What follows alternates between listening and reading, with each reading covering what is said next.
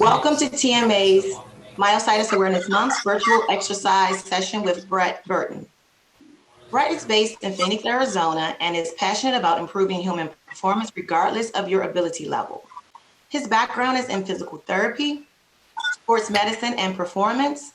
He spent time at Exos, Mayo Clinic, and Andrews Institute being exposed to innovative approaches to improving people's well-being. Please welcome Brett Burton. Thank you, Aisha, and welcome to everyone who's on the show. Appreciate you taking time out of your day to learn about this. And I want to thank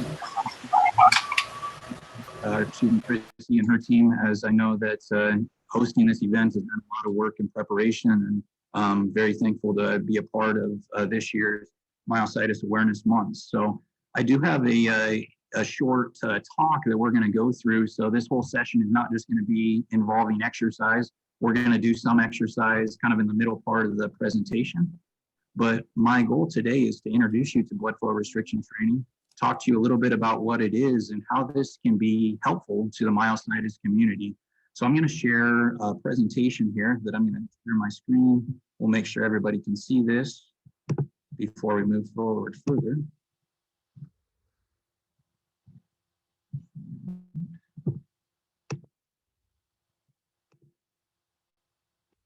All right, so as Aisha said, my name's Brett Burton. I'm in Phoenix, Arizona right now, so the temperatures are warming up here, and it's a great place to live, call this home. And the company that I have is called One Harmonic Motion. My email's there on the screen. If any of you have questions after this talk, you're more than welcome to reach out to me by email, but that's just oneharmonicmotion@gmail.com. Now, a little bit of background on me. I mentioned that I started this company called One Harmonic Motion. And this, let me get my chat opened up here so we can see. Yeah, Aisha, I might have to, if I'm sharing my screen, I won't be able to see that chat. So, oh, there it is. I'll watch it for you. Okay, sounds good. Thank you. So as I mentioned, I started One Harmonic Motion in 2018. And One Harmonic Motion was actually started as a business to teach health and fitness professionals how to use blood flow restriction training. So that's really how the company was started.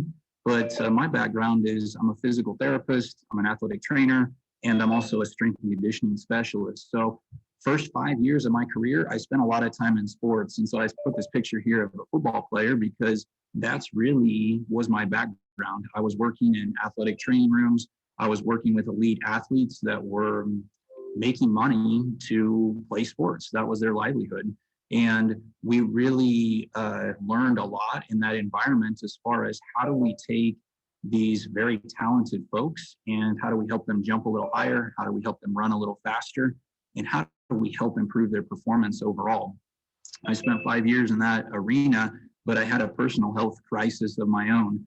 I went through cancer in 2018, so I was diagnosed with cancer and was out of work for 5 months, and I became a full-time patient myself. And that was quite an awakening for me. I'd never been that sick before. I've never had to have as many surgeries that I had or go through chemotherapy. And that really was an eye-opener to what it's like to be a patient, what it's like to manage a chronic illness. And as I was going back and forth to the chemo in the cancer center every day, I was just very burdened. And I felt like there was a lot that I could do to help folks that found themselves in this situation. I didn't know quite what I was supposed to do or where that was going to be. But after I got back to my job working with these athletes, I just didn't feel like that's where I was supposed to be. And so that leads us into a little bit about kind of my story with BFR and how I started to get involved with the myositis community. So in 2015, I was first exposed to blood flow restriction training, and that's what we're going to talk about today. What does this involve and what does this look like? But in 2015, there wasn't really many ways to safely apply this on the market.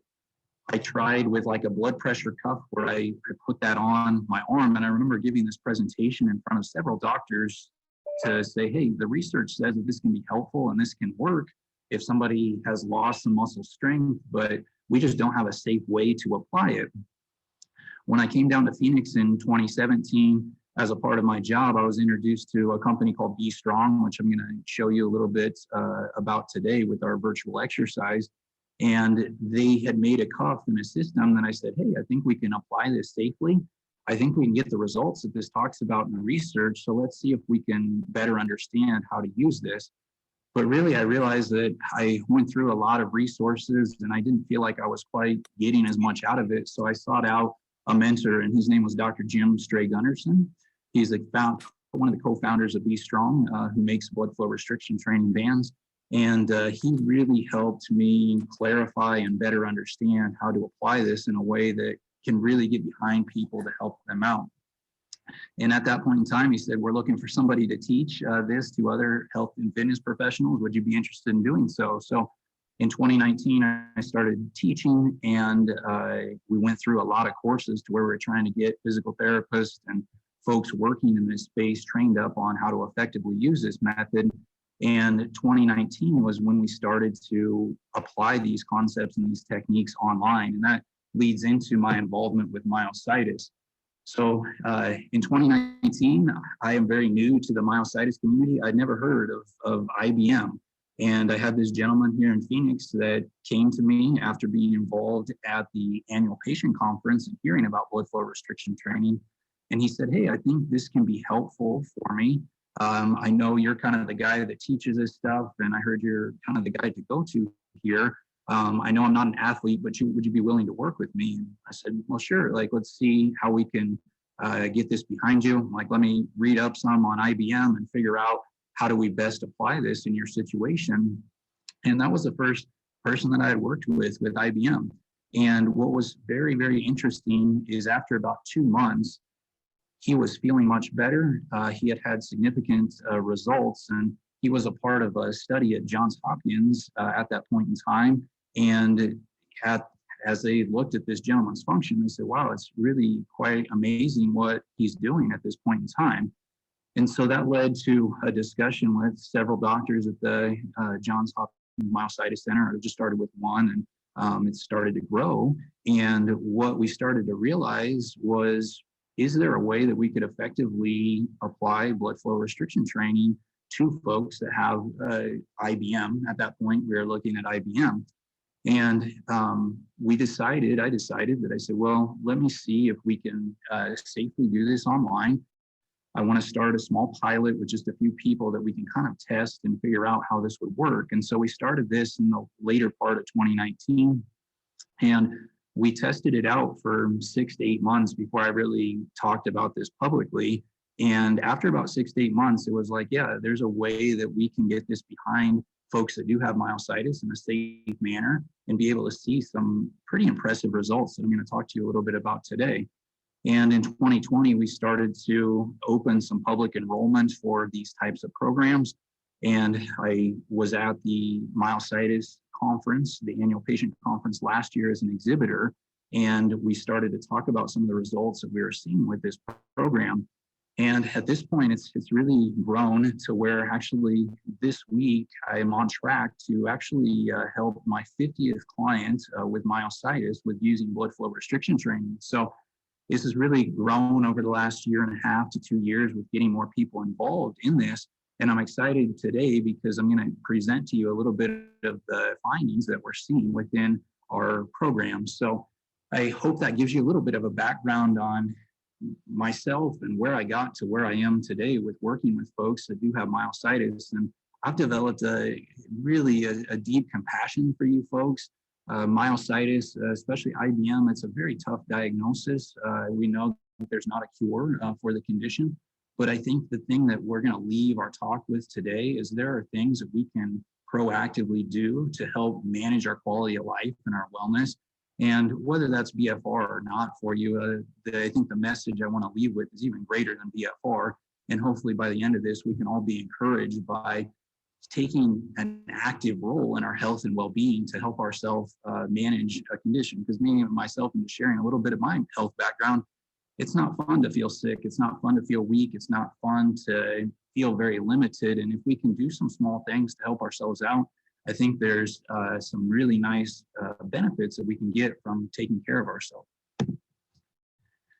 All right, so we're going to start with just talking about what is blood flow restriction training, and then I'm going to do a demonstration, and I'm going to have you guys get involved as well if you'd like with a little bit of exercise. And even if you don't have the equipment, that's fine.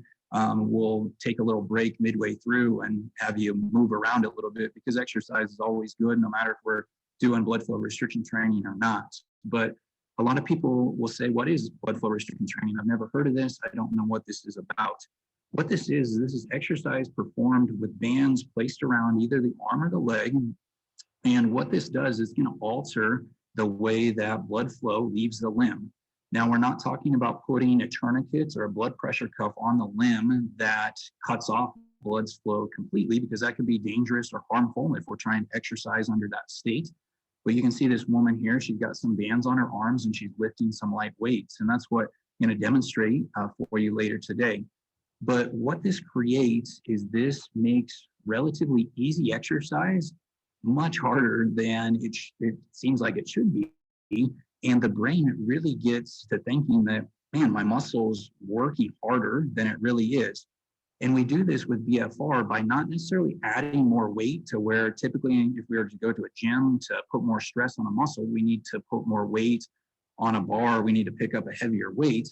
With this, what we're doing is we're manipulating the flow of blood through the system to create a stress to the body that can help us in a muscle strengthening capacity. And so that's really what blood flow restriction training is. Now, how does BFR work? BFR works by really depriving the muscle from nutrition that it's used to getting. So when we all exercise, our muscles typically get oxygen. And as we slow down blood flow throughout the system, the muscle doesn't get as much oxygen as of many other things. Oxygen, I'm just using that as an example, but there's not the usual nutrition that's being supplied to these muscles. And when we exercise, we also give off waste products. So as energy is expended, I give off some waste product as well that usually gets cycled throughout our body systems as we exercise. And this tends to not be removed quite as easily. So as I start to exercise, as that woman was doing with like a bicep curl, as my muscle starts to fatigue, I all of a sudden have to call on more help to help my body complete that movement, because I don't have the nutrition that it's used to getting. And my body gets into a small crisis, is what we would call it, to where it gets a little stressed out and says, hey, this is much harder than it should be. The brain's calling and communicating to the body and saying, hey, we need some more help to complete this exercise, this movement. Now, what's amazing with BFR is we not only get recruitment of more fibers or a more aggressive contraction within the muscle, we also get what's called a hormonal response that occurs from our body being under this bit of distress.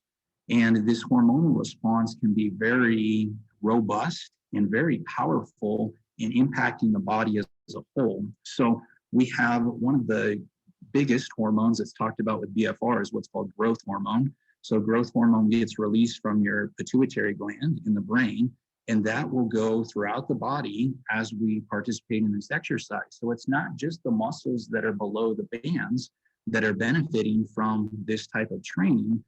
We really get a total body benefit from utilizing BFR. And these factors are very impactful to improving muscle strength and size. So we can use BFR in this way to use these light loads to help facilitate improvement in muscle strength and size by kind of manipulating the environment. Now, why is BFR beneficial, or why would anybody look into using blood flow restriction training? One big advantage is we can use very light loads to productively stimulate a muscle. So typically with resistance training, a lot of times we have to use heavier weights if we want to increase a muscle in size.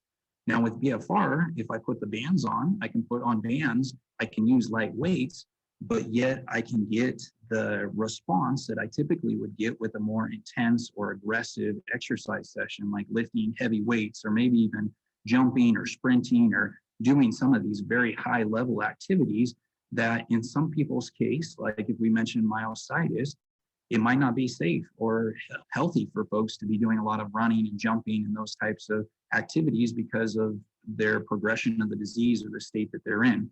And so we can create some very simple exercises for somebody to do that are safe. We can use light weights. That also keeps people safe with these types of conditions, but yet we can get the benefits that we would typically get from lifting heavier weights. Now, one other benefit of BFR is the time that we need to exercise can be significantly reduced. A lot of our sessions that we run for our clients are 15 to 20 minutes in length, and some folks are doing as little as 2 to 3 sessions a week. So we look at a time commitment, we're talking, 15 minutes, 3 times a week, 2 to 3 times a week.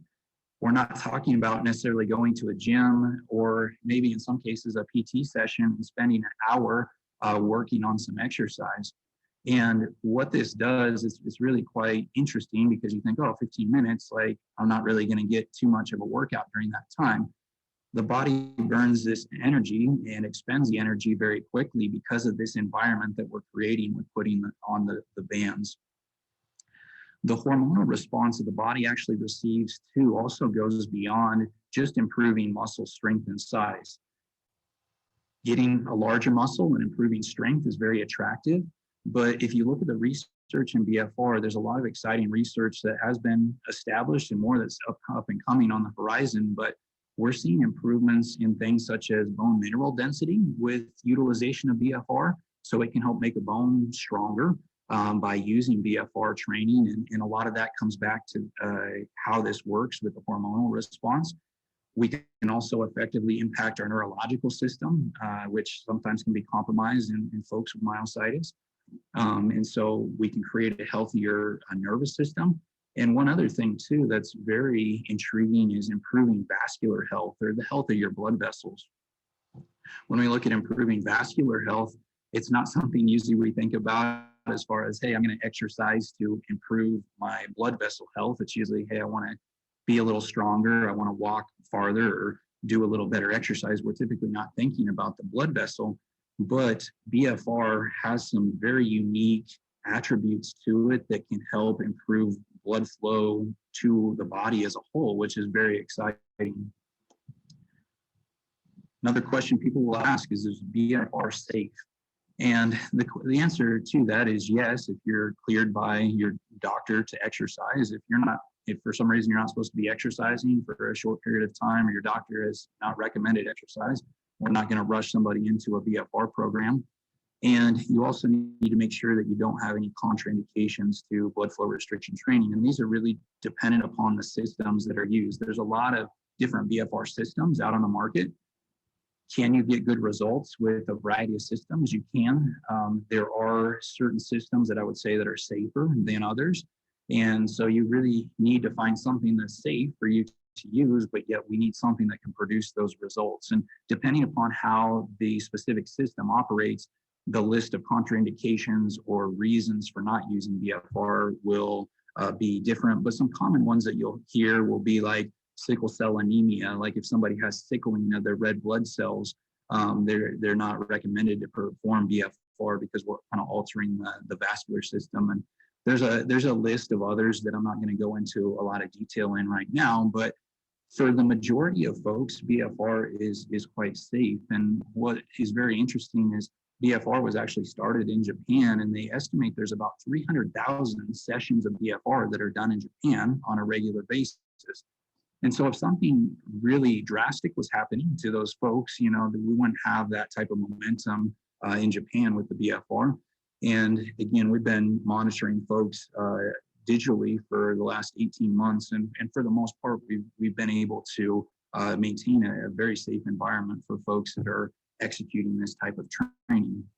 Now, when a lot of people do get concerned about the safety, a lot of these safety concerns come from if we're exercising under full occlusion, as I mentioned. So if you're completely cutting off blood supply, that can cause some harm or injury. And we'd be talking about things like blood clots would be one, because if we stop that blood flow, it allows the blood some time to clot.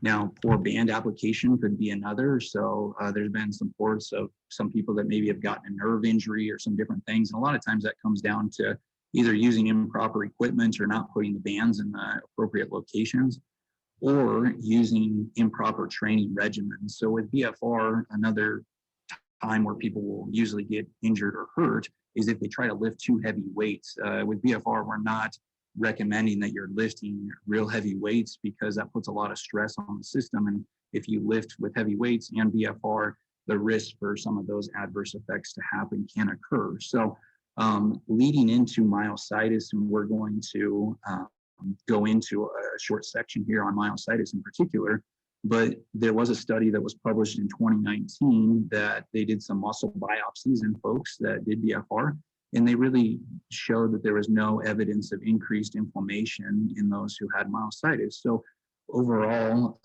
in the research and what we're seeing in our group, we see that this is a very safe training option for the majority of folks. There are, again, some folks that might not be safe to execute this, but that's why it's important to check with your doctor and look at these contraindications. So I'm going to take just a brief pause here and look at the questions. So Joe asked, do you have to exercise to failure to achieve the level of fatigue to trigger hormone response? That can be very helpful, but what we're seeing is we're seeing positive results even in folks that don't push themselves to that degree. I think one thing we've seen in our program that I'll elaborate on a little bit more later in this talk is that we are seeing benefits from short and less intense application. I think if you read a lot of the research and you talk to a lot of people in this arena, I think initially we thought the stimulus had to be very aggressive and strong, but I'll give some examples later on in the talk. But I think we're seeing that even when something as simple as walking, we don't typically think of walking as being a real strenuous exercise, but we can do something like walking and start to see some improvements in function and strength with doing something as little as walking when we're not necessarily exerting ourselves to a great level of fatigue. So, and then Joe also asked, with BFR, is exercising daily recommended, or should we use 3 times a week training? That depends upon each individual. So the programs that we run are individual, and what even we're seeing in myositis, even though a lot of people I work with have myositis, their abilities are very across a broad spectrum is what I'm trying to say. So it's not just because somebody has IBM or just because somebody has dermatomyositis doesn't mean that they're going to get that same regimen. Everyone's abilities are really individualized, and I think that's an important part to a lot of these programs. I'm going to do one more question, then I'll keep moving on. But Nancy asked, can BFR target specific muscles? Yes, we can target specific muscles with BFR. We can cause this increased motor unit recruitment or increased muscle contraction in a specific muscle if that's our goal or that's something that we would like to accomplish. And so that's something that, yes, we can target, and we'll show you some of the benefits of those things. All right.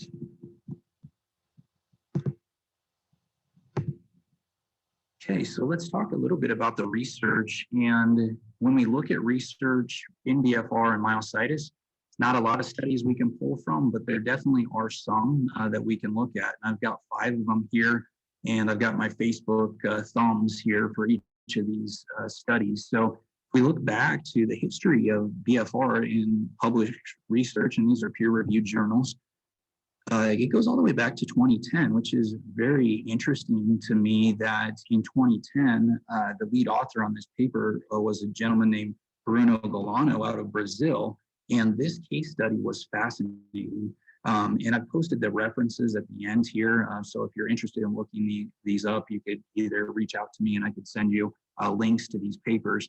But Bruno Galano was a lead author on this study. And what was very interesting is he wrote up a case study on a 65-year-old male who had IBM.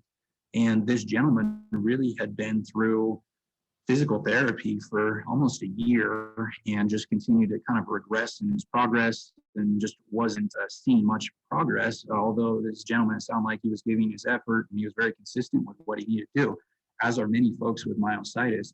But what we saw here in this study by Galano that was really interesting, reported in 2010, was they put him on 2 times a week for 12 weeks. So he did BFR session for his legs 2 times a week for 12 weeks.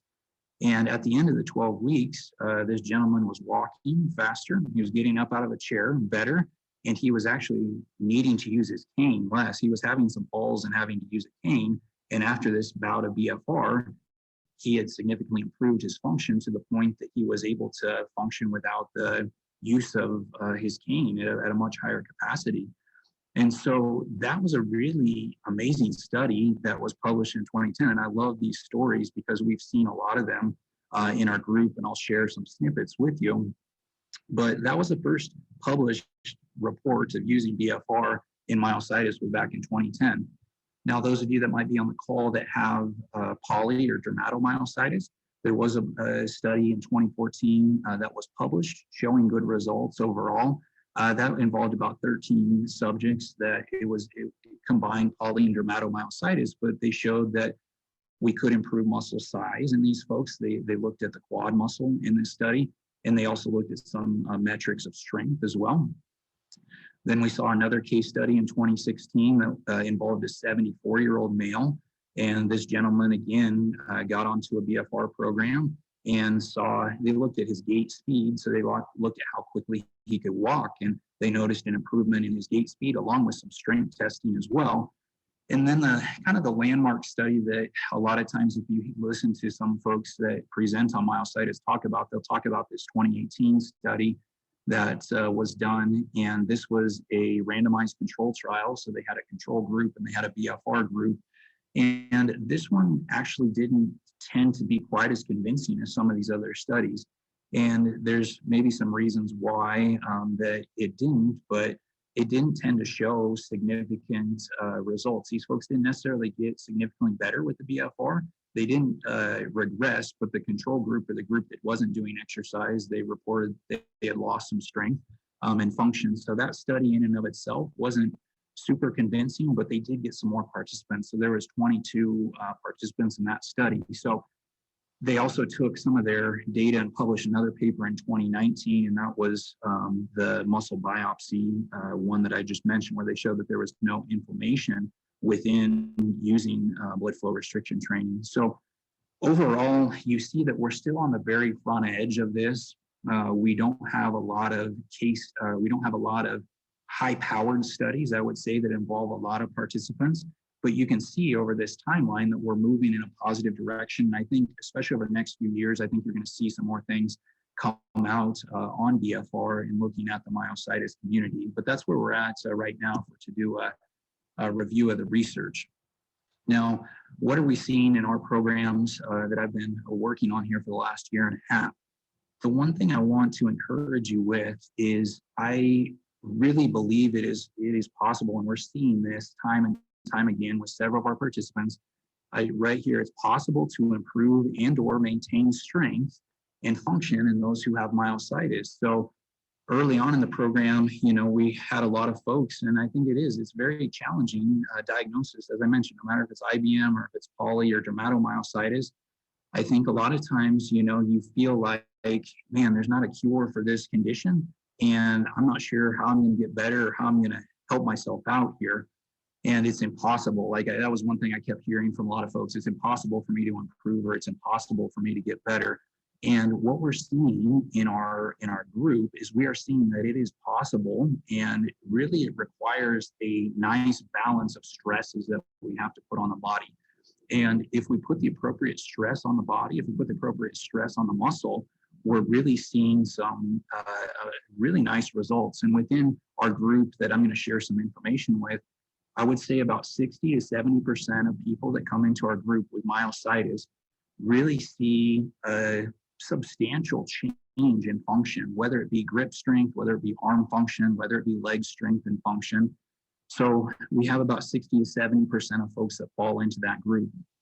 We'd say about 20 to 30% of people, we will apply a lot of these techniques and we won't see drastic changes one way or the other. So it's not like we really get that huge change where it's like, wow, I am really feeling good and this is really amazing. But yet we're not seeing that regression as well, which if we look at this in the context of a progressive disease, if we can maintain function, we can preserve someone's muscle mass and their ability to move, I think that can become very advantageous. So I want to share this with you that I really think if we can put appropriate stresses on the body, even with a chronic condition, I really believe that it is possible to improve or maintain strength and function in the myositis community, which hopefully is encouraging to you. I will say there's about 10% of folks in our programs that this program just doesn't end up working out well for a variety of reasons. But I just wanted to share with you that we're kind of seeing people clustered in these zones, 60 to 70% that are seeing really pretty substantial change, 20 to 30 that maintain, and then about 10% with this program. It's just probably not a good fit for our needs. Okay. So I'm going to share some of these results here, which I'm excited to bring to you because this is the first time I've shared this after collecting this information for a year and a half. So I want to first thank the clients that I've worked with and allowing me to share this information because they have done a great job of tracking themselves because our programs are digital. A lot of these tests are done on their own. And so we are comparing a baseline metric. So they perform a test before they begin the BFR. And what we do is we check these metrics on a monthly basis. And so, again, it's not a gold standard like a research study would be, but it's a starting point, I think, to help show that there's some proof in the pudding of what we're trying to achieve and accomplish. So when we look at a push-up test here in our group, and this is specifically, I want to clarify, this is specifically in folks with IBM. So I've got enough data at this point to look at folks in IBM. We do have some folks with dermato and polymyositis in our program, but we're still in kind of that case study or that early portion where we don't have the numbers that we have at this point in IBM. Now, what we're seeing here in folks that do have IBM, if we have somebody do a push-up test, now this test could take place either on the wall for some folks that aren't comfortable getting on the ground. This could take place on the countertop or a bench, could take place on the floor, on their knees, or even a traditional push-up. We've got some folks doing that are capable of doing that. And what this graph really reflects is the percentage improvement that our folks are experiencing. So this improvement that we're seeing is them comparing to themselves. We're not setting everybody up on the exact same test where everyone's doing a traditional push-up, because in our group, everyone can't do a traditional push-up. Some people are doing a push-up against a wall, or some people are doing it on their knees. So this is a way that we are able to standardize this across the board to where we can kind of compare, like, hey, from Joe in San Francisco, here's where he started, and here's where Joe was at 1 month later, 2 months later, 3 months later. And what's interesting about the push-up is this is the area that we see the biggest improvements in folks that do have IBM. Now, it makes sense with the disease if we look at the context of IBM. IBM typically impacts the quad muscles and the forearm muscles. So the ability to function through the shoulder girdle and the chest probably has more capacity. Now, if we're talking about dermato or polymyositis, we're talking about a different disease progression. But in general, we're seeing 2 times, I mean, just to highlight one of the points here, is we're seeing people do 2 times the amount of push-ups just after 2 months of blood flow restriction training. So we had 8 out of 18 people that we had good data on that were able to do that. So again, that's 40 to 50% of the group. Now, as we have these numbers here, there's obviously some people that exceed these numbers and some people that don't meet those numbers. But on average, we're seeing really a nice progression over the course of 4 months with these push-up tests. Got 2 more to just share with you here on the sit to stand test. So this would just be testing somebody's ability to get out of a chair in 1 minute. So how many times can you sit and stand and get out of a chair in 1 minute? Now, again, chair heights are different. We've got some folks that need to use their arms if they can't get up out of the chair without their arms. If they can get up out of the chair without their arms, we want to test them in that highest level of capacity. But what we're seeing here, 37% improvement in 13 clients after 4 months of training. So your ability to get out of a chair, 37%, or even if you look at around 2 months, we're right around that 20% mark. And what does that mean? So that would mean that starting off, you pick your chair, that you can get out of, you could do that 20 times. Maybe you can get out of the chair 20 times in 1 minute. After 2 months, you're getting out of the chair 25 times in a minute, which again is an overall improvement in capacity and ability to move in a very functional task like getting out of the chair, which those of you that are on the call with IBM, we know that this is a big concern for a lot of people with inclusion body myositis due to the weakness in the quads. Last one here that's interesting, and then we're going to get into some demonstration, but the grip strength. Those of you that have IBM, this is a challenge. Sometimes it's a challenge to close the hand, or if you can close the hand, it's a challenge to hold on to objects, carry grocery bags, open Ziploc bags. These things can be hard to do. So what do we do with hand grip strength? Now there's a device out there called the Squeg that we use some of this testing for, and that's how we get numbers on grip strength. It's an affordable device that people can use at home to track their grip strength over time.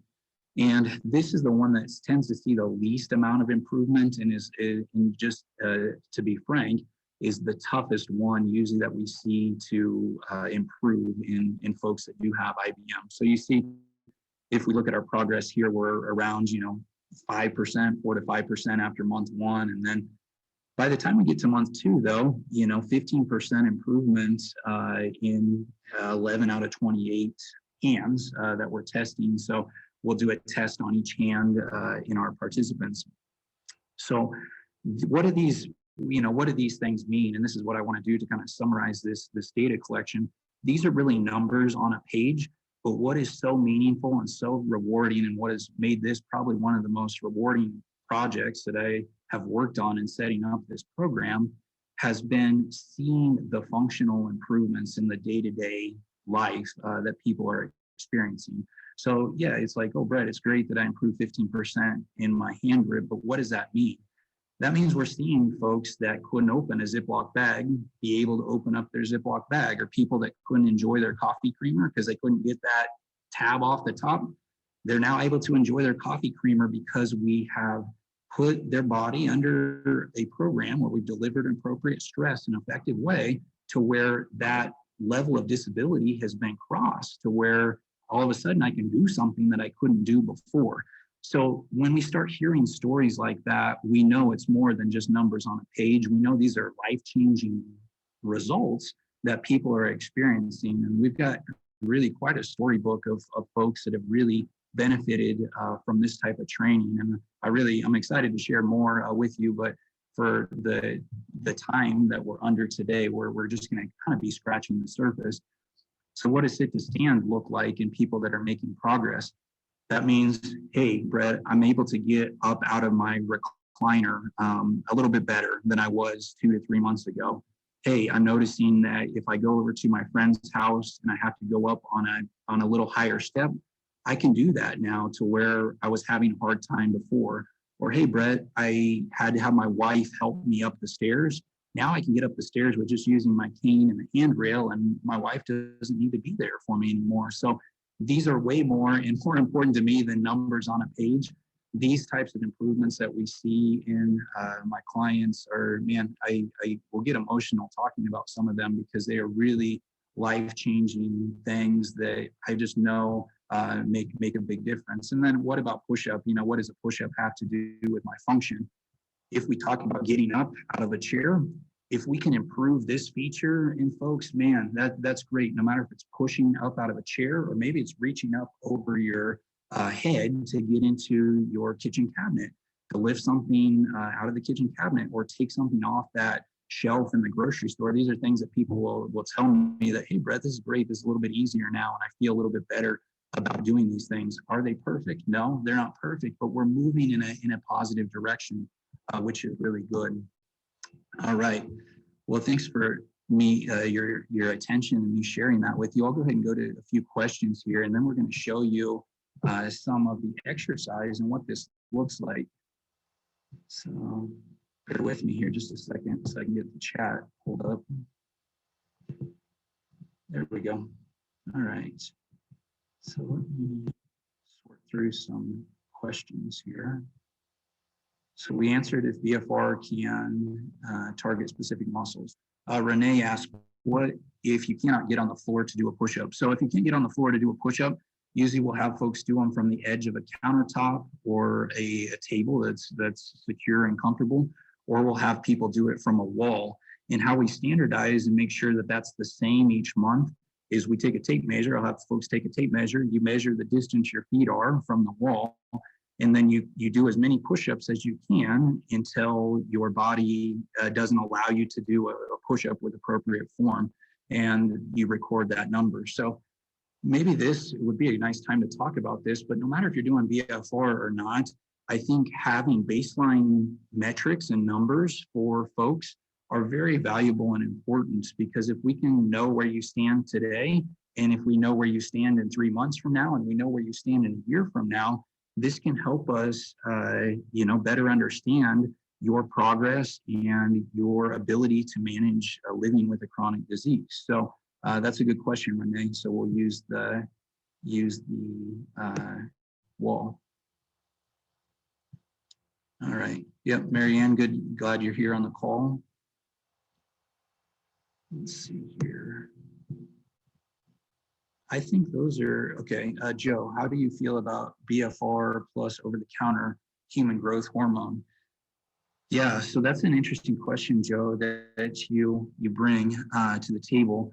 What we get with BFR would be endogenous release. We're using our body, we're manipulating the body to release that naturally versus something that's being injected into our system. And no matter if we're talking about growth hormone or any other substance, the body's ability to naturally produce something is much safer, because the body is an amazing machine. And that's one thing that hopefully you guys will leave with today, is your body is really capable, I think, of doing a lot more than people realize. And our body, as a machine that it is, a very complex machine, is able to regulate release of these hormones. Whereas if we're getting something injected, might be a little too much, might not be enough. Are there side effects that result if it is too much? There's a lot of other things that come into the balance with that. So with BFR, we really have kind of a natural boost of growth hormone, which can be very helpful. And Saul asked, how can I share this with my physical therapist? I think the link will be recorded. So if you wanted to share this lecture with them, that's perfectly fine by me. I also have some resources that I'd be willing to email to you as well. So after the talk, if you want to reach out to me, I can send you over some information you can share with a therapist. All right, I'm going to stop with the slide sharing here, and I'm going to turn off my background so you guys are able to see how this exercise works. And if you want to exercise with me here, if you don't have the bands or the equipment, that's fine. We can go through some simple exercise, and I'll talk to you a little bit about how BFR is just different than if you were to do this on your own. So I've got these bands right here. Be Strong is the equipment that I use. I don't have any ownership or tie to the company. I'm just a huge fan of their product. It's really the only way that I feel comfortable doing this type of training digitally and from afar. And that's a whole nother presentation or talk in and of itself, but this is the equipment that I'm going to be using today. So you can see with the band here, this has a Velcro piece on there. And if I want to put this on my arm, and I'm just going to do some arm exercise today, and anybody that wants to join along, you're more than welcome to. But with this, I can loop this band, and I pretty much slide this band up my arm. And as I put the band on my arm, we never put bands around the elbow. There are way too many superficial vessels and nerves here that, as I was talking about safety concerns, if we started putting bands here, we definitely increase our risk for injury or adverse effects. So whenever we put on the bands on the arms, they always go up on this upper part of the arms, and the same goes for the legs. Now, one thing with IBM in particular, with loss of hand function, this can become a little challenging. There are some workarounds that we've come up with that actually a lot of my clients have came up with as well, that you can make this work. So sometimes the concern is, hey, can I get the bands on myself, or is this something that's going to be too challenging or hard? But you can see that as I fasten this around, my arm, I get this above my bicep, but it's not so high that it's rubbing up into my shoulder. And so with this size of band, with the Strong's band, it is on the narrower side. It's not interfering with my ability to contract a muscle as I exercise. And due to its design, it definitely makes it a little bit more comfortable much more comfortable than if you were to try to do something like this with the blood pressure or something that's very wide and rigid. So you can see that I've got availability to work through a full range of motion. I can move around with these bands on. So I'm going to put one on my right arm and one on my left. And the initial tension that I place is very important. And with our clients, we really have a lot of education that's involved as a part of this program, to where we're making sure that people are putting on the bands correctly. We're getting people into a position to where they can feel the stimulus that they need to feel. Because if we mess up on those two steps, really the results that I just talked to you about, we're not going to be seeing those types of things, because we need this help that we get from the band. Okay. So you see here, I've got this one on, and so I've got two bands on my arms. Angle the camera down there, and I can effectively move my arms up and down. I don't feel really a whole lot of pressure in here right now because I don't have any air into the bands. I've got a hand pump, so Be Strong system uses a hand pump. Again, depending upon what system you use, there's a lot of different ways to put air or however that restriction occurs, but being able to control the amount of pressure that goes into the band, I think, is a very important safety feature. We want to know how much pressure we're putting into the tissue to make sure that we're doing this in a safe manner. So you see here, I clip this on, and I've got the pump now attached to the band, and you can see here that I'll be able to, there we go, there's already a little bit of air into the band, but I'll be able to put some air into the band to where I can put adequate pressure here. Now, a lot of times people are like, wow, Brett, like you're getting that up to like 200 or over 200, like that seems really high. If we're using a blood pressure cuff or you're getting your blood pressure taken, yeah, 200 is going to feel like it's really clamping into the arm. But for these bands, because they're narrow and they're very elastic or flexible, they can take on more pressure in a safe manner. So I'm going to go ahead and just put some pressure into each of these bands here. Make sure we're good there on that side. There we go. And I'll show you a couple things here as we go. And if you want to follow along with some exercise at home, I'm going to just show you a couple basic upper body exercises we can do that you can really do without even leaving your chair. And so you see here, I'm just putting some pressure in, and right now air is going into the band. Okay. So at this point, I've got pressure into the bands, and I can leave these bands on for 20 minutes. So I've got about 20 minutes right now that I can exercise and I can move around with these bands on. Right now, I don't feel any pain. I don't feel any discomfort. I just feel some pressure being pushed into my tissue. And that's about all I feel at this point. Now, we've got to do some work, or we've got to do some exercise to make this whole process work effectively. So I've got these light weights here. These are called bullets, but they're 2.5 pounds. So typically, if I was going to do some exercise, I'd typically be using more than 2.5 pounds. But for this demonstration, and when we're using BFR, it really doesn't take a whole lot of equipment. So that's one thing that makes it really nice for folks that are doing this in our program, is we can do this at home. You might just need some light weights or some resistance bands, and that's about all you need to get started. As you work through into some more advanced exercise and other things, more equipment can be helpful, but you can really start off with body weight exercises, some light resistance bands or some light weights. That's all the need that you have from kind of a physical equipment standpoint. I've got these weights here. Now what I can do is I can do a bicep curl. And what I'm going to have everybody do is, if you want to join me with some exercise, I'm just going to do 15 reps of these. And one thing I'm going to have you try to do is, at the top of the motion, I'm going to have you squeeze the muscle. As we squeeze the muscle, even if you don't have the bands on, you're able to create this effect to where it can impact the blood vessel without even having the bands on.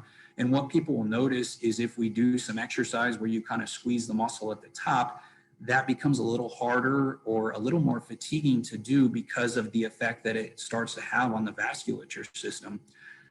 So if I'm going to go here, and if anybody wants to join along, you can, but I'm just going to sit here and I'm going to do 15 bicep curls. So I curl up and I'm going to squeeze my muscle at the top, 1001, then I'm going to slowly come back down. Okay, come up, we squeeze up at the top, 1002. There we go. Squeeze up at the top, 1003, 1004. So you can see this is fairly slow and methodical, 1005. 1006, 1007, 1008, 1009, 10,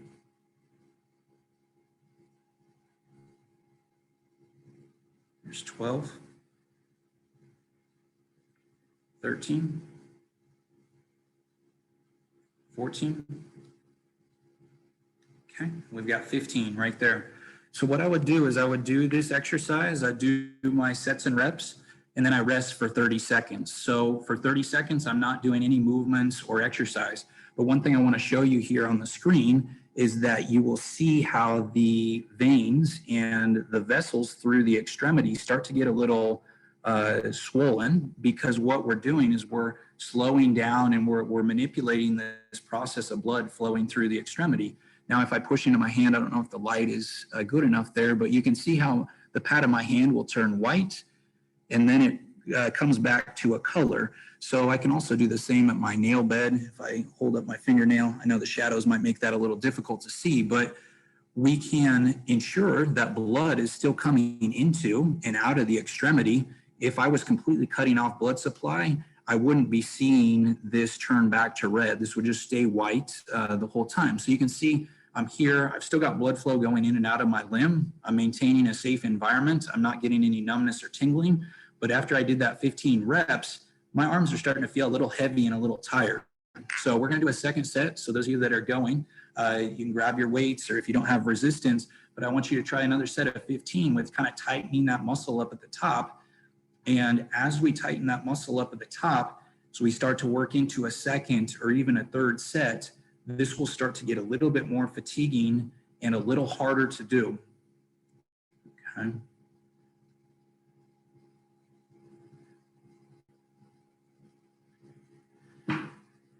There's 9. My counting sometimes when I get to talking, I lose track of count, but we'll say that this is about 11 here. 12, 13, 14, and 15, okay? So I did a couple sets of 15, got about a 30-second rest in between, and in that second set, that became a little harder for me to do, and by the time we get to a third set, or if we add more on, it becomes harder and harder. We have this crescendoing effect to where as that muscle is trying to work and trying to exercise, it's communicating to the brain and saying, hey, where's my oxygen? Where's my nutrition? I'm not getting what I'm used to getting. And the brain says, uh-oh, the body's under a bit of distress. We're going to release some chemicals and some hormones throughout the body to come help. And that's really, we have both these processes occurring to where my bicep muscle, as someone had asked earlier, can we specifically train a muscle with BFR? Yeah, I can tighten up my bicep here. But as I do that, my brain's starting to get a little bit of a stressor sent to it that is causing some good things to happen throughout my body. Okay, well, let's try a second exercise here. So if you've got some light weights, if you don't have any weights, what you can do is we can just lift up out to a 45-degree angle. So you can see I'm not lifting up straight here in front of my shoulders. I'm not lifting straight out to the side, but I'm lifting up here at about a 45-degree angle. And I want you to try this one again. And again, we can use some of these holds. So I can kind of hold up here, 1001, and I can come back down. So some people ask, and I'm just going to go ahead and just do a series of these and you can follow along with me. But some people say, well, Brett, I don't know if my function's good enough to even start on BFR. I usually tell people if you can contract a muscle, we can work on some BFR. You can see with these exercises, I'm not even leaving the chair. If somebody is uncomfortable walking, we can always use a walker. We can use an assisted device. We can put on the bands and we can do a little bit of movement. Really, movement is great medicine. no matter what your current functional abilities are. If you're in a wheelchair and you can contract a muscle, we can still move. And if you're completely independent, you're not relying upon any assistive devices, hey, let's use what you have. But the message I want to leave you with here is really your body is capable of more than you realize. There's a lot of good stuff that's in this body that can be used in an effective way. And a lot of times we just need to get a good strategy behind it and a good plan put in place to where we can start to get some momentum for folks. And we'll talk a little bit more about that at the end of the call.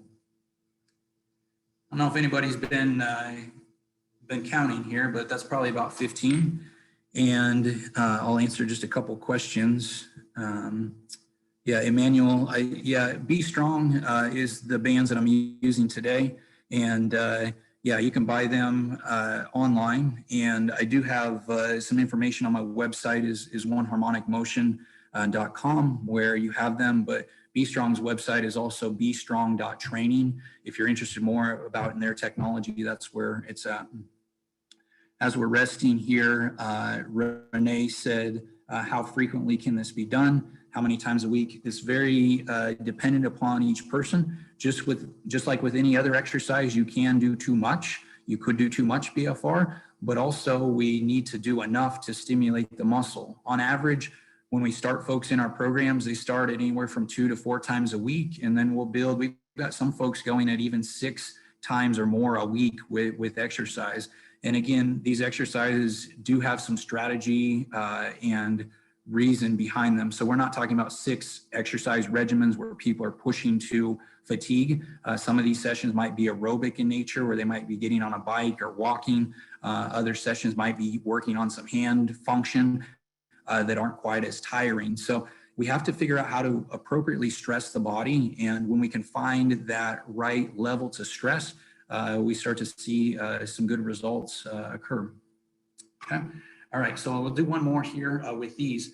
And what you'll start to see happen as we lift these up, and even for some of you that are doing it right now without the bands on, as your body starts to get tired, if with this exercise here, some of the things we'll see is we'll maybe start seeing people shrug their shoulders. So as the arms start to get tired, we'll try to use our neck to lift. Or I might even, if I turn sideways, I might start to arch my back to lift up my arms. We really want to, with any type of BFR exercise or any type of exercise in general, we want to be able to exercise with good posture, because if I'm working to fatigue or I'm trying to fatigue out a muscle group with my exercise, if I'm using my back muscles or I'm using my neck muscles to compensate, I'm not really working the desired area that I'm trying to improve strength and function in. And so maintaining good form becomes important. But as you can see, as we do more of these, it definitely becomes tired. And even on my way down, I feel in this arm, I'm starting to shake a little bit. And that's okay, because we're trying to effectively put some stress on the muscles. So you can see with that, it's kind of a short demonstration session, and I'm probably going to stop with the demo here because I'd like to make sure we have time for questions. And I do have a couple other points that I'd like to cover, but one thing that you'll see with this, the setup's fairly straightforward, and we can use pretty minimal equipment. We can work our body to a point, and I didn't exercise long enough. If people wanted to see if I go down on the floor and try to do some push-ups, that'll start to get my heart rate up and really working at things to where I'm probably getting more release of that growth hormone, more of these endorphins that really come from my body that can really help me out overall. Okay, so that's kind of a demonstration of that. But I don't know if any of you tried some of that muscle contracting, but that's a simple way that you could do it even without BFR, to where you can impact the vasculature, and you'll notice that that'll become harder. Now, what happens though, why you can't just tighten up the muscle and get the same effect as the BFR, is because in order to keep the muscle tight, it always has to be in kind of the shortened position, or it has to be in the same position. If you try to work it out of that range of motion, it's going to relax on the vessel. So that's why these guys, the bands, are helpful to create this type of effect. Okay. A couple other questions here. Emmanuel asked about enrolling in the program. Send me an email or go to oneharmonicmotion.com is really where all that information is at. Steve says, I have the Be Strong system. I do a series of three arm exercises similar to what you're showing. For the legs, I'm doing 10 minutes on my recumbent elliptical. Is that good for the legs? I really like, the elliptical and the bike for folks with myositis are phenomenal, whether we're talking about BFR or traditional exercise. What I like about the bike especially, and if you're comfortable, Steve, being on the elliptical, I think that's great. I just know that a handful of folks might not be comfortable being on the elliptical, but the nice feature about a bike in general with myositis is we're able to get a bend on the knee, which puts some stress on the quad muscle. All the while you're on the seat and you're not worried about falling or injuring yourself. So we can effectively put good stress on the muscle in a seated position on like a bike and work the quadriceps in a very safe environment. So I'm a big fan of elliptical and bike. I do like those for the legs. Let's see here. So Donna asked, she's doing 3 sets of 30 with 30 seconds in between. Is it better to increase the weights or the pressure or increase the challenge of the exercise? That's a great question. There are a lot of variables that can be manipulated with blood flow restriction training. When we teach our health and fitness professionals about effectively using this in their practices and in their gyms, we talk about all these options being like a DJ, essentially, to where if you imagined a DJ or somebody at a soundboard, there are a lot of dials that can be turned. We could maybe turn the vocals up. You might want to turn up the drums. You might want to turn up the strings. You might want to alter these different elements to make the music sound good. That is really where kind of the skill, I think, in delivering some of this BFR exercise is found, because there is kind of a strategic way that it can be implemented to help get better results and to kind of go, everybody's situation is different, Donna, but in your case, as far as increasing the weights or pressure, or the challenge of the exercise, a lot of times we start off by increasing volume, which what that means is increasing sets and reps and kind of the difficulty of the exercise. Because if you look at a lot of these programs, Be Strong in particular, we're working up to 3 sets of 30 repetitions. That's a lot of exercise, a lot of repetitions. And so if we can effectively get somebody's body used to performing that volume of sets and reps, we put that stress and that stimulus on the body for a longer period of time, which can lead to some of these global effects that occur, as we talked about with the hormones. So a lot of times I like to build sets and reps, and I like to increase difficulty of exercise before we jump into lifting heavier weights. Lifting heavier weights usually tends to be later in that progression. But again, it's very situational. A lot of these questions is kind of depends upon somebody's specific situation, because a lot of times, even today, like if I put the armband on and I wasn't feeling much of that stimulus or burn, we could start by increasing some of the pressure to help us get there. So there's not really a one-size-fits-all approach, but understanding some of these underlying concepts and what our goals are really important when it comes to building a program. All right, you guys are asking some great questions, so thanks for interacting. Okay, Emmanuel asked about the science behind helping with myositis overall. We did talk to it as far as some of the benefits, but I'll do just a quick review, because I think it is important for you to understand. With myositis in particular, we're dealing with a progressive muscle wasting condition, depending upon what form of myositis someone has. If we're able to stimulate with BFR, we can stimulate type 2 muscle fibers without using heavy weights. And if we look at being able to stimulate type 2 fibers, those fibers carry the greatest capacity for hypertrophy. So when I'm telling you, you have a lot of nice things in your body that we can benefit or use, a lot of times we lose, even just with the aging process. If we just throw myositis to the side and talk about aging, as somebody gets older, we tend to lose muscle mass. And a lot of that's due to losing these type 2 fibers or fast twitch fibers. BFR in a way can help stimulate those types of fibers and do so with using low loads and keeping somebody in a very safe environment. Because if we look at IBM in particular, a lot of clients I work with, their grip strength is limiting them from putting more resistance or tension on their shoulders, their biceps or triceps, simply because they can't hold on or control a weight because of limited grip strength. So we can use BFR and we can come up with some modifications to help stimulate these muscles through here, and not let the grip strength be the limiting factor. So those are just a few examples of how this can be very helpful for myositis, because I can stay in a very safe environment with my exercise, but yet I can get the benefits of using heavier loads.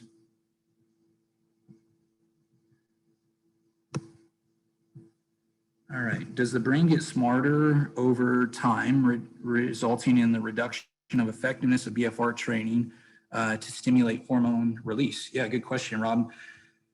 As we put stress on the body with any type of exercise, one concept is called kind of progressive overload training. So we've got to be able in sports, and again, that's where I'm bringing a lot of my background and kind of my understanding with improving muscle strength and size. A lot of my training is in elite level sports, and we're seeing a lot of these benefits, I think, because we're taking some of these concepts and applying them to a lower degree into what's appropriate for somebody that does have myositis.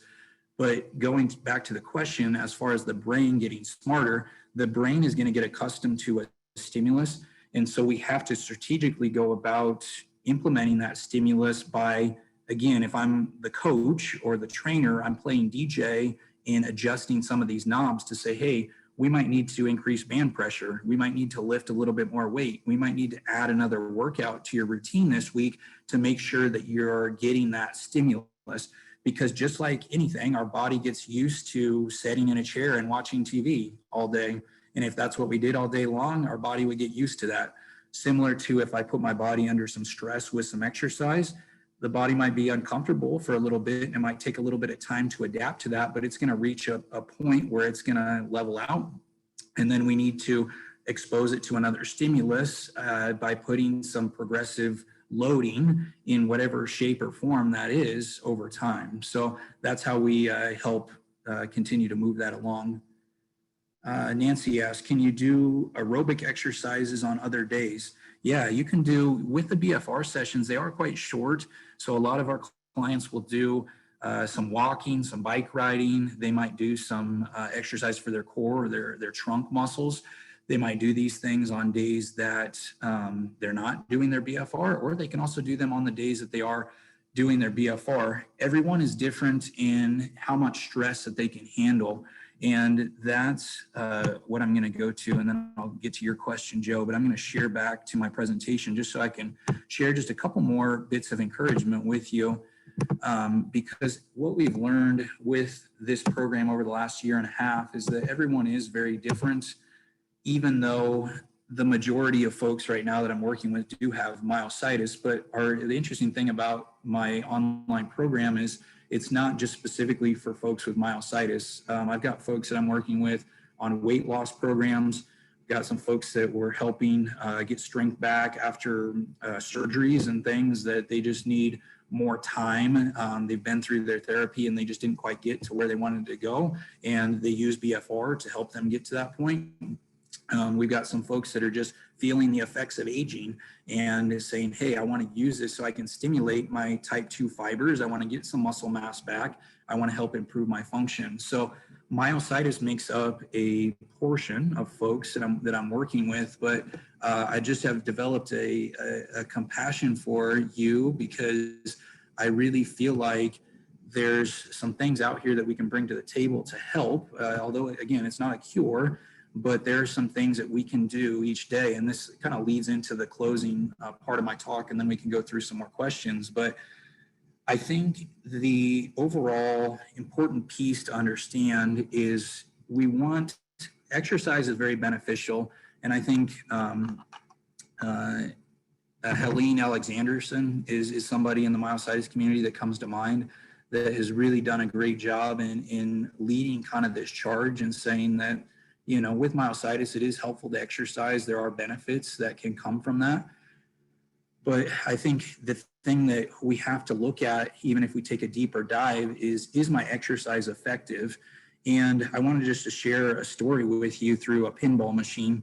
I love pinball. I don't know. I grew up in this small town in Nebraska, and there wasn't a whole lot to do, but I had a neighbor who had a pinball machine, and we played this pinball machine hours and hours and hours because his dad had put one in the basement. So of course you could put the coins in, you could open it up and take your money out. So it wasn't costing you anything. But I really like pinball, and I think the pinball machine provides a very good analogy for effective exercise.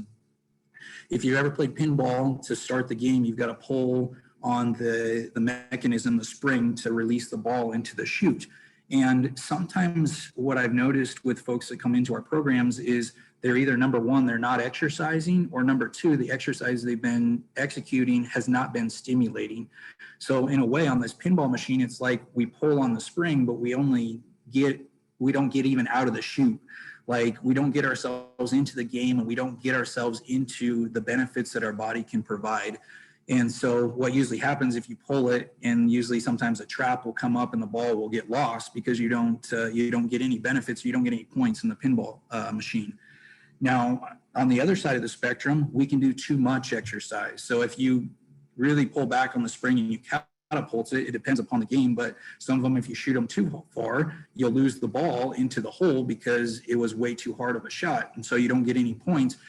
And that, unfortunately, has been several folks in the myositis community I have talked to who have really had good intentions and tried to exercise, but due to their state with suffering from falls and having some limitations, it's almost left a bad taste in their mouth, saying, man, I just don't think that there's anything I can kind of do to help myself out here, because I just kind of keep going downhill. Now, one thing that's encouraging, though, is if you can get yourself into the pinball game, there are a lot of resources and reservoirs that you can tap into with improving your health and well-being. So one thing I learned playing with my neighbors, playing pinball, is there's actually, I just showed up and I was like, okay, we're going to play. I'm hitting the flippers all over the place and I wasn't doing very well. And I watched my neighbor play, and he's like holding the ball under the flippers and passing them back and forth and doing these different things. And I was like, wow, there really is kind of a strategy into this. And I think there is a strategic approach that needs to be taken with exercise that is specific to each individual. There's not a one-size-fits-all approach. And it comes to my mind, I think of one gentleman in our program who has IBM, and he can really tolerate probably about 2 BFR sessions a week. And that's plenty. If he goes up more than that, we're shooting the pinball too far and we're not making progress. Now, I've got other people that 2 times a week is not enough stimulation, and we're not getting them into the game effectively by just doing 2 times a week. So we have to figure out how to get our bodies into a state of effective stimulation. But once we get the pinball in here, and once we start learning how to adequately manage our body and how our body responds to exercise, there's a lot of things you can tap into. And on a pinball game, you can get double points, you can get an extra ball, you can get some of these things to work for you if you understand how to play the game and you play it well. And so I think that's the thing that I want to get across in saying that exercise is tremendous for the majority of conditions out there. And I think Helene has done a great job in showing that that's effective for myositis. But we want to make sure that if you're taking time to do the exercise, that we're doing that in a way that's stimulating. And again, if it's not producing positive or progress, we want to try to do everything that we can to maintain that level of function to the best of our ability. And at the end of the day, we have to realize that our body, in the case of myositis, we are fighting a progressive condition. So we're always running this race against kind of these little gremlins in a way that are kind of working against us. But if we can strategically help ourselves out, there's some advantages there, I think, that our bodies are capable of. Change clothes. So the last thing I just want to close with, and then I'll be more than happy to stay on and take as many questions as we need to go through, but I really want to leave you with going beyond BFR. I think BFR is a phenomenal tool. It's a way that we can get some of these effects that are hard to get otherwise. But I think the couple questions I want to leave you with today is, are you an active participant in your health and wellness journey? And this is something I talked to Chrissy a little bit about, just including some of these ideas of empowerment, because I know this month is Myositis Awareness Month, and we're talking about how do we empower folks that have this condition. And I think, again, even if you're not using BFR, I think there are things we can do to be an active participant in your health and wellness journey. And that could start with these small steps. So the second question is, what small step can you take to improve your quality of life?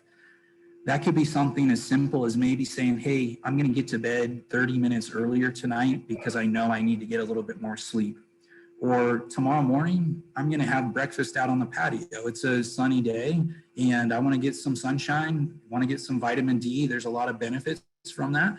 And so all of these little steps and decisions that you can make don't necessarily mean that you're pushing and stressing your body to a point of exhausting fatigue and that you're just, working and working and working to make it happen. Strategy, just like I shared with the pinball machine, is important. And sometimes even a little bit of vitamin D and a walk can be tremendous for our mental health and our well-being. And that's one thing that has been really refreshing with the folks I've worked with, almost 50 folks now to this point that have myositis, is we see a lot of clients come in that are very frustrated and discouraged.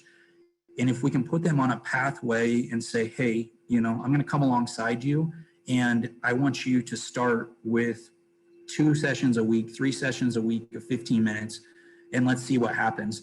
And usually what happens in our clients is what we'll see is after a month or two, people, and it doesn't even usually take that long, but people are coming back saying, hey, Brett, I want to do a little more. 15 minutes isn't quite cutting it for me. What can I do more? And all of a sudden, that has shifted from me being a coach in that position to the client being in the driver's seat and saying, I'm ready to go. I want to do something to help myself out. And that becomes so powerful to be a part of, more so than just a doctor, a coach, a therapist, somebody saying, hey, you need to do this, you need to do that, you need to do these things. When it gets flipped to where the client or the participant is saying, hey, what else can I do? My body's starting to feel a little bit better. I like this. Boy, we can really cover some nice ground, because I think this goes way beyond BFR and in helping people improve their confidence mentally. And that's something that a lot of these BFR studies haven't even gotten to yet. But I think there is a positive mental improvement that we see in a lot of folks that engage in these programs, because all of a sudden I'm feeling a little bit stronger and I'm feeling a little bit steadier on my feet. And now my outlook on life is a little bit better. All those things cannot be separated. Those are all kind of tied into this person that each and every one of you are. So I want to leave you with this and just saying, like, what small step can you take to improve your quality of life?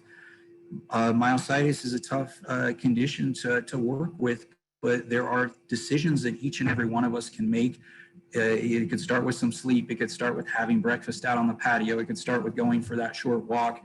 It doesn't take this monumentous hour-long session in the gym or the physical therapy clinic to help you take those steps. Some of those things can come in these bite-sized pieces that we have people in our programs that I've had some folks in now for up to 18 months now, to where a lot of these folks are saying, wow, I feel like I did 5-10 years ago. I'm feeling really good. And I just didn't know how much I was kind of capable of doing. And it just takes, sometimes it takes that decision, and it takes somebody coming alongside you and saying, you can do this, you really can. So to kind of close this talk here, these are some references. And again, if any of you want to reach out via email, I'd be happy to share this with you. But these are all these papers that I used for the presentation, and the ones that are up to date with in reference to myositis. And then at this point, Aisha, if you have anything, or should we just go ahead and go into some more questions?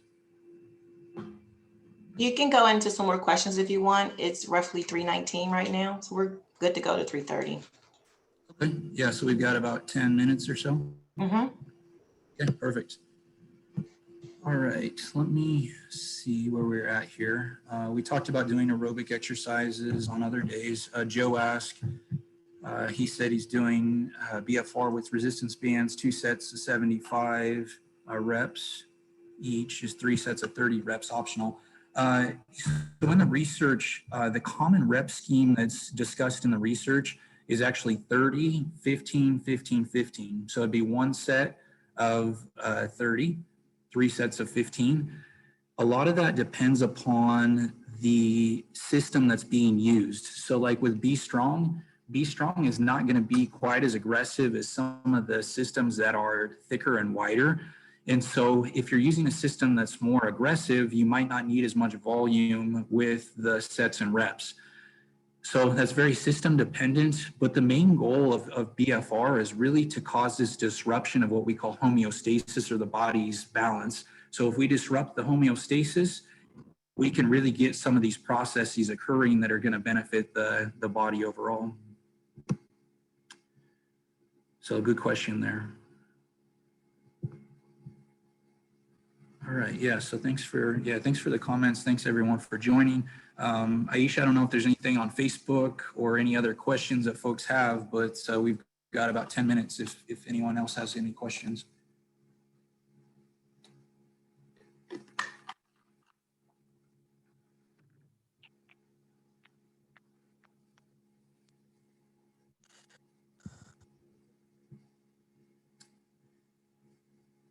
Yeah, okay, here's some more. Joe asked about what pressure are you using for the arms and the legs? So for Be Strong, they have what's called recommended starting pressures. Those depend upon the size of the band. So if you're looking at the arms are really the one that you have to be very careful with.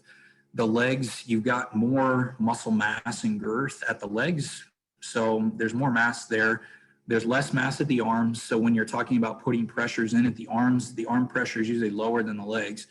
Now, Be Strong has recommended starting pressures, and all those are dependent upon the color of band that's used. So they make 5 different colors. These are the red ones here. They make green, red, blue, yellow, and gray. So the pressures actually increase as you get into larger size of bands, because we have more tissue that needs to be compressed. And so that really depends upon the size of band and the type of system that's being used. Some of the systems out there, like, and I'll just talk to real quick on Be Strong. Be Strong has a very high ceiling for safety because they've designed their equipment to where we can put as much pressure as the band will take, and we can ensure that blood is always going in and out of the limb. Some of these other systems are based on more of you occlude or you cut off blood flow completely to where you lose a pulse, and then you back down a certain percentage to make sure that you're still including blood flow. Now, with those types of systems, those are very technical, and can they be used? Yes, they can, but I think they're best used effectively in more of in a rehab setting if you're working with a professional or in that clinical environment. Be Strong's system is very user friendly, and because of that high ceiling effect of safety, that's how I feel comfortable working with folks with proper instruction from afar. So I know that's kind of a long answer to pressures, but really pressures depend upon the type of system, the type of band, the size of band, and there's just a lot of variation there.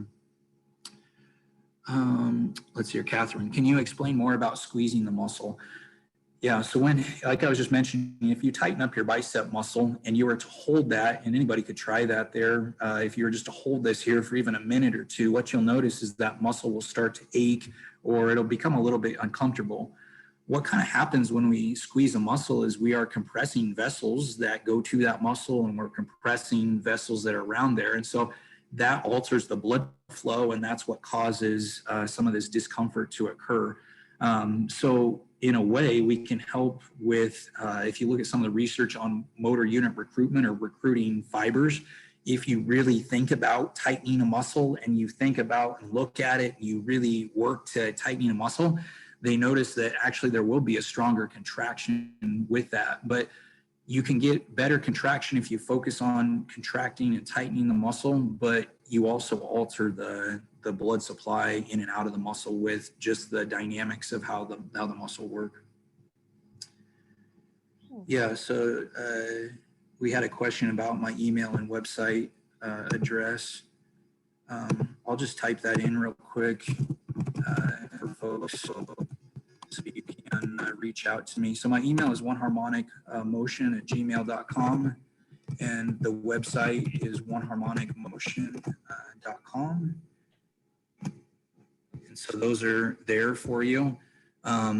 We're actually some exciting things that I'm looking forward to later this year is my company's currently in the process of being rebranded, and we're going to be putting kind of our digital exercise platform on its own website. It's going to have its own name, all those things. And what I'm really excited about is through this platform, we're going to be able to effectively share stories of folks that have seen some pretty amazing results. And you'll find some of that on the blog at One Harmonic Motion.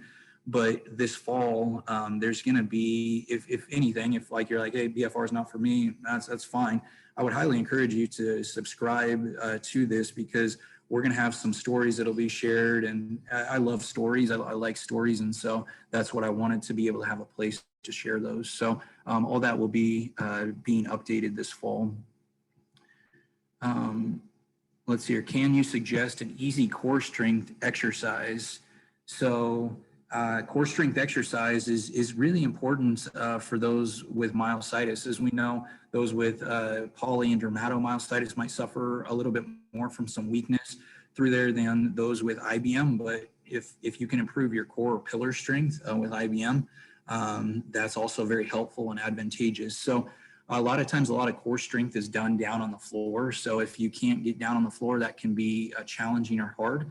One that I really like that's pretty simple and effective for folks if you can't get down on the floor, I'll just show you here real quick, is if I'm sitting in a chair, what I can actually do, and everybody could try this here, I can create tension in my system by putting some pressure into my hand. So I can just pick up, if I can lift up my leg, or even if I can't lift up my leg, if I just try to create some tension by pushing down into my thigh, you can create this feeling or sensation that we would get from a plank by just tightening up through the muscles here. So if I push down here and I lift up my leg and I hold for 5 to 10 counts, you should be able to feel some of that you typically would feel with a plank or some of those core exercises. So there's a lot. I love at Exos where I worked at, we called the shoulders to the hips, the pillar. And pillar exercise is phenomenal, no matter if we're talking about a professional football player or we're talking about somebody with myositis.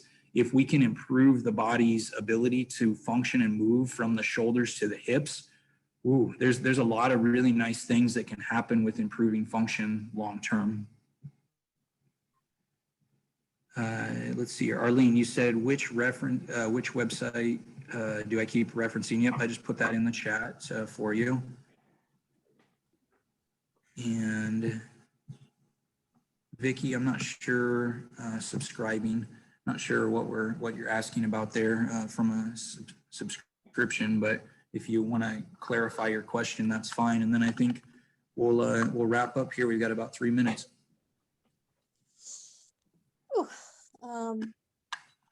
Oh, okay, yeah. So yeah, subscribe. So there will be on One Harmonic, once the new brand and the new website goes out, all that information will be on One Harmonic Motion. So if you go to oneharmonicmotion.com, you can follow the blog, and on the blog there, any of those new updates will be posted on that page. So you'll be able to find that there.